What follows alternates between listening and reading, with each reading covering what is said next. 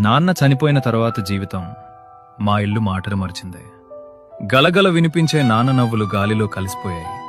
ప్రేమగా మాట్లాడే మాటలు, బాధ్యతతో తిట్టే తిట్లు ఆకాశానికి ఎగిసిపోయాయి. ఎప్పుడు ఇంటి ముందు దర్జాగా కనిపించే నాన్న ఇప్పుడు అదే ఇంటి గోడకి ఒక ఫోటోలా వ్రేలాడుతున్నాడు. ఎన్నో ఫోటోలున్నా నా ఫోన్లో నాన్న ఫోటోలే చాలా తక్కువ.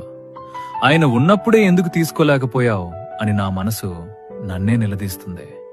ఒక్కసారి నాన్న చేత్తో దెబ్బలు తినాలని గట్టిగా కౌగిలించుకుని ఆయన మీద ఉన్న ఇష్టాన్ని కన్నీళ్లతో చెప్పాలనుంది.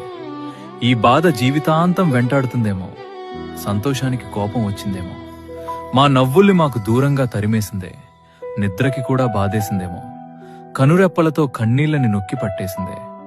నా మనసుకి సర్ది చెప్పుకున్నా బయటికి ఏడుస్తూ కనిపించకని, కాని అమ్మ నవ్వడమే మర్చిపోయింది.